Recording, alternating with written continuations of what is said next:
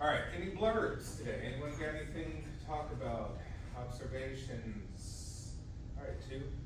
Maybe if you can come up with something else that you've seen out in the universe, some consumer behavior, trends, taste preferences, or just anything noteworthy you feel you want to let us know.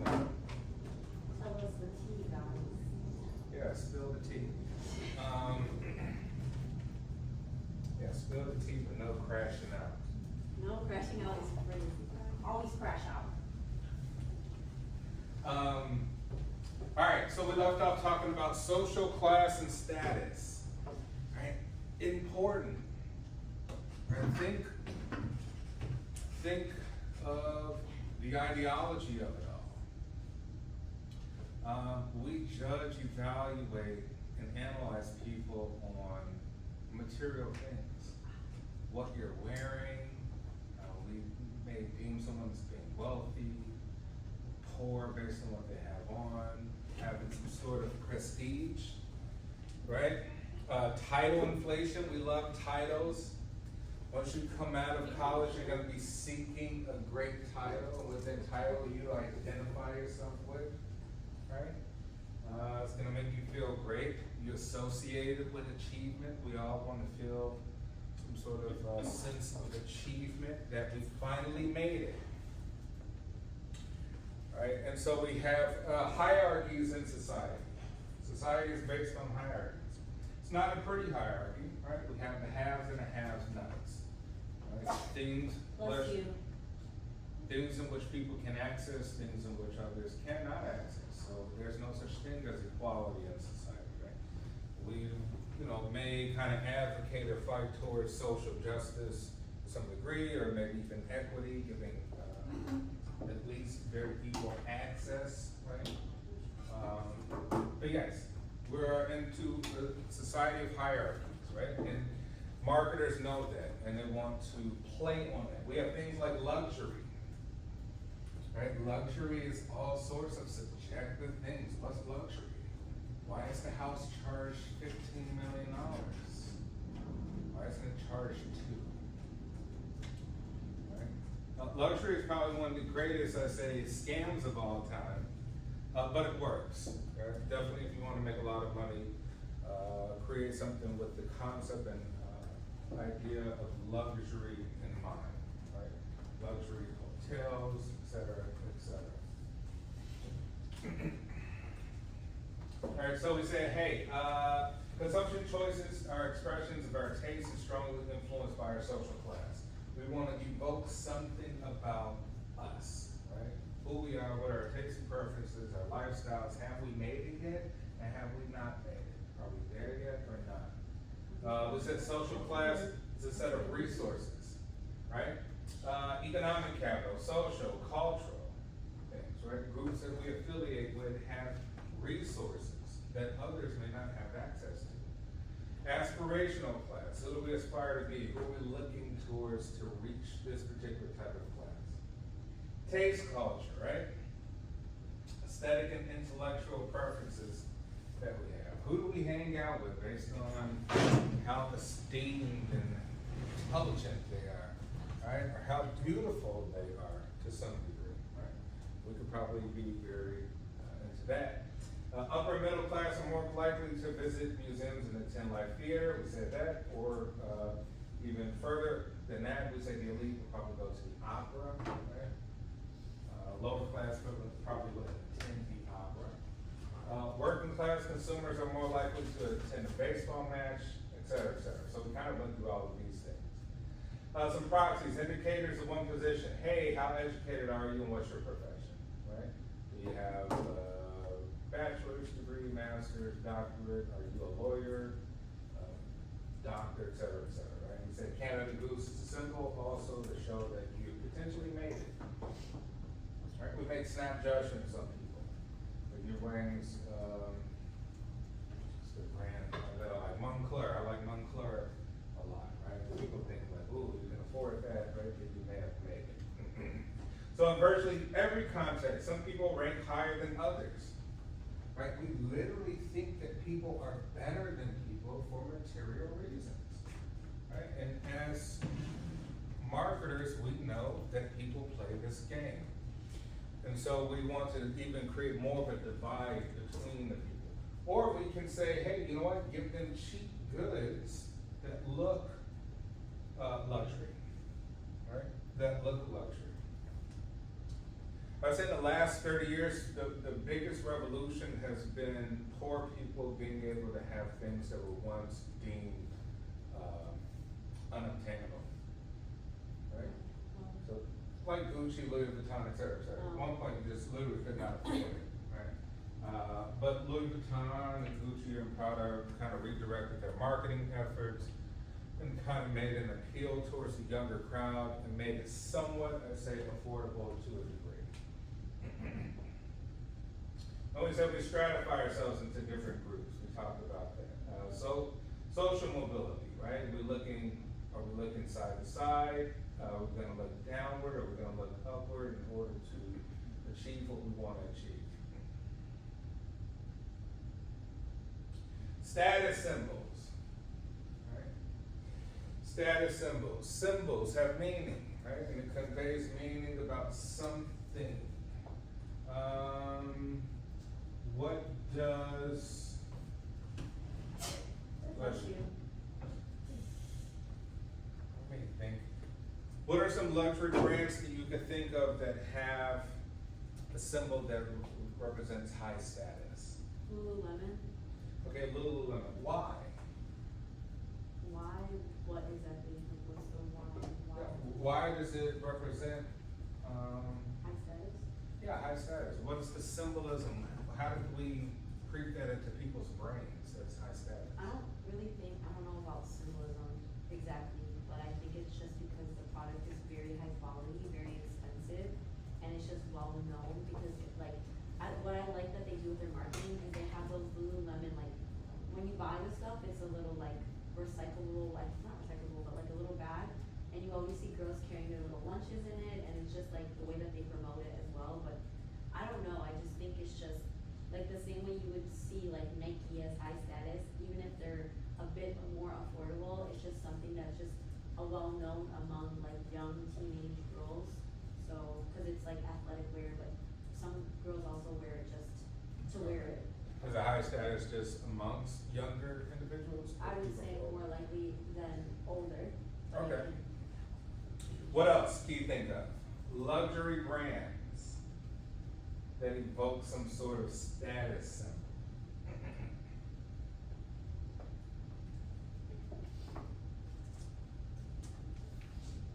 And what kind of status are we talking about? Yes.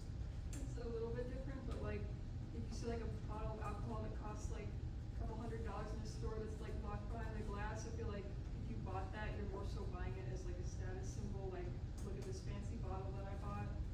Yeah, we say alcohol is a prime example to that, right? Is it top shelf or is it bottom shelf? Are you gonna buy top shelf liquor? Is it locked up? Right? Why is it locked up? Right? What kind of bottle is it? Are you gonna advertise? Are you gonna post the bottle? Or are you just gonna tell people what you actually drunk? No, you're gonna post the bottle at the top shelf, right? You need to show everybody. It represents something. It represents that you have a particular taste, right? And that you're not a bottom feeder, right? You like the finer things in life. You have potential to make it. Maybe you're not there yet, maybe you're not a millionaire or billionaire, but you're on your way, right? Because you don't do what the peasants do in terms of buying alcohol. What else? Yes, Tim? Tesla kind of shows this symbol of like, almost like, look at me, I'm doing good for the environment. I've got the electric car as opposed to a gas car. Yeah. Right, you say, hey, Tesla and Apple are kind of for people who want a perception of, they're young, they're urban, they're creatives, they care about the environment, they care about sustainability.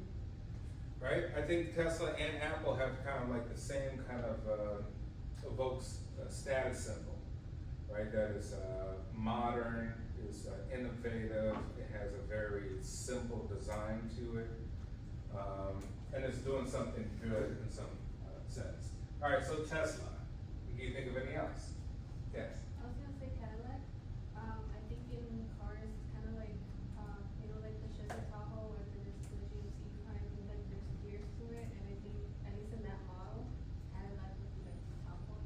Hey, you like black car segments, right? When you see those Escalades, right, or you see a Chevy Tahoe, you think of, hey, it's somebody important. It's almost like a chauffeur should be driving that car instead of a regular individual.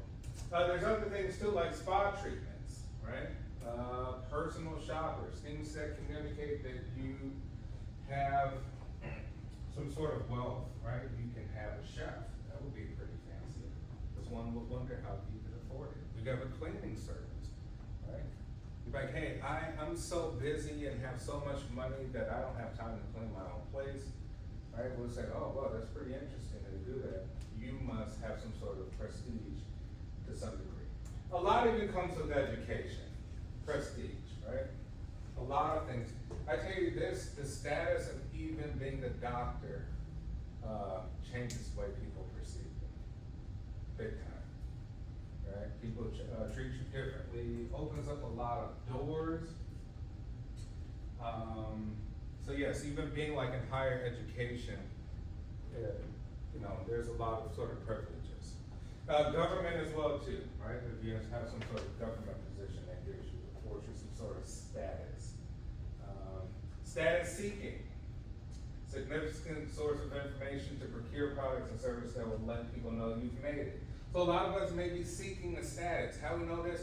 Because the people will tend to feel that they're not their best if they don't achieve certain things, like buy a certain car, live in a certain neighborhood, be able to afford a certain type of house, not be able to go on certain types of trips, right?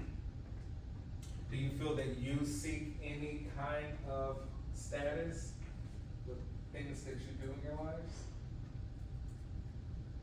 Pretty sure no one's gonna say Wait, that. what did you say? Do you feel that you seek any kind of status with the things that you do in your lives, places that you travel, or things that you buy? Okay. Oh, wow, it's a weird question. We have things like invidious distinction, right? Where we can look at the have and have-nots. Conspicuous, we want people to know. Conspicuous just means public consumption.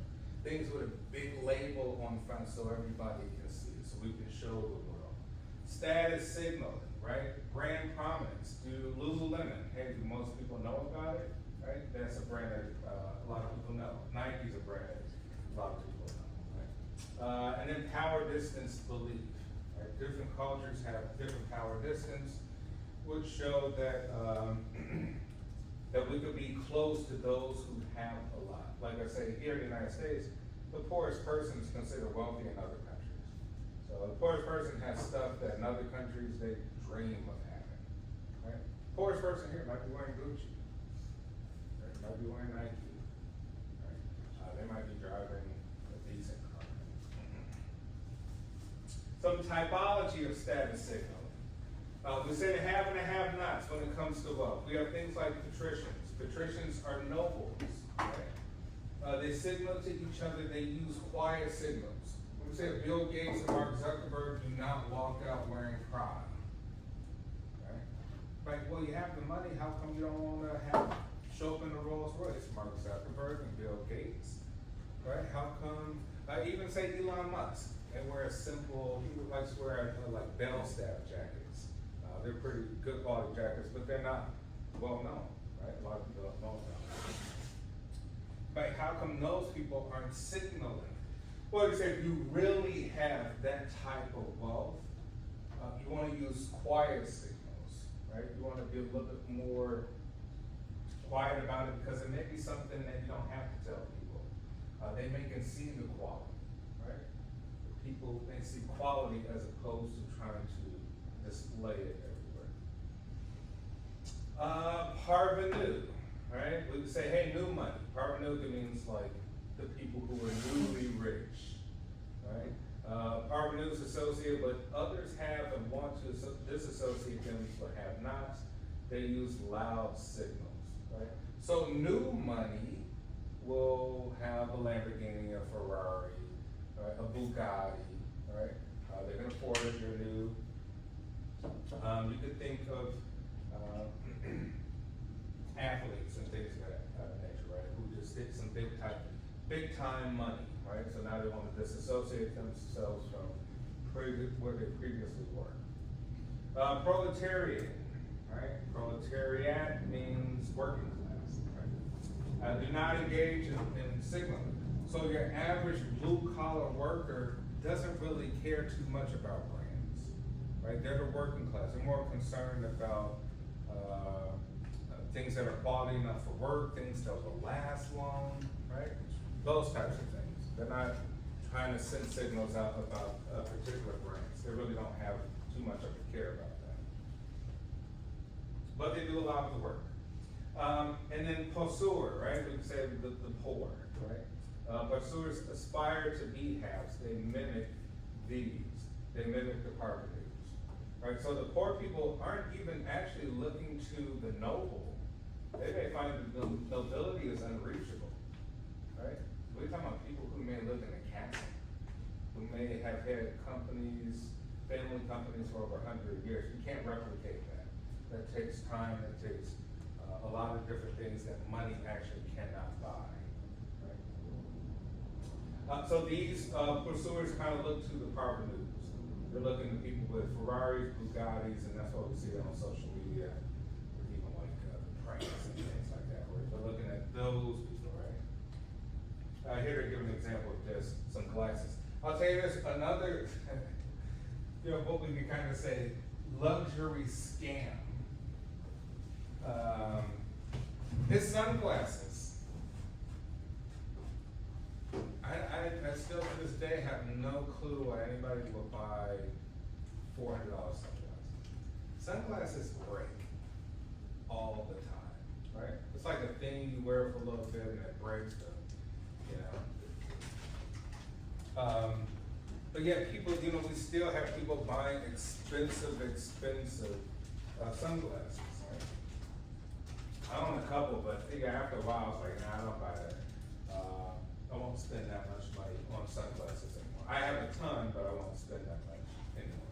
When I was younger, yeah. What else can you think of that's more kind of relatable to sunglasses? Like a thing that you feel is absolutely disposable and not worth the money that most of these luxury brands charge. You think of anything? I don't know if it necessarily counts like luxury, but like people who buy a ton of water bottles, instead of just like sticking with like one or two, I feel like it's a waste because you only ever need a couple water bottles. When you just keep racking up more and more, they just sit on the side looking pretty in your closet. Yeah.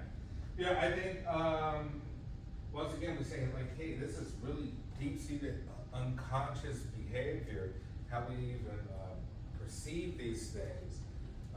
And when it comes to water bottle, I think I'm the same way. I'm still in search of the perfect water bottle. And it like never ends, right? I'll see another and I'm like, okay, this is better than the other one that I had, for whatever reason the case may be. So you're right, water bottle is a thing that, I don't know, they create a new need, right? To some degree. But functionality, like, dude, it's the same thing. Stainless steel water bottle, you use that for years. As long as you keep it clean, right? And it doesn't get into rust and so forth. I think, we don't buy it for functionality, we probably buy it for looks, right? This looks good, but then it's glass, so, I thought it was kind of like the sweet spot of, water that I will buy to some degree, right? Status threat, right? Can make us worried about our social status, right? We start to compare ourselves to others. Oh, well, my brother has this. My brother drives that. My sister lives over here. My sister can afford X, Y, Z. Right? My brother has that type of watch. oh, my cousin was able to travel to France, a very posh place. And I would think even things like France, like, you know, how many people have been to France besides French? How many people like to go to Paris? Me, Raise your like to visit my friends. Right? You go to Paris so you can get a picture of the Eiffel Tower in the background. And once you get a picture of the Eiffel Tower in the background, it is an idea With a that, baguette. what a baguette. It's a sense that you made it in some way. You ticked off one little more checkbox of like, I've made it, right? I've reached, the Eiffel Tower to the right, because we tend to think that anything French is exquisite Yes. and luxurious. Do you feel the same way? Or do you feel it different towards other countries? Do you feel that there's another country out there that's more luxurious? The Italian. Okay, so do you feel that the Italians are more luxurious? Depend of What it is? maybe like the Okay, but not everything.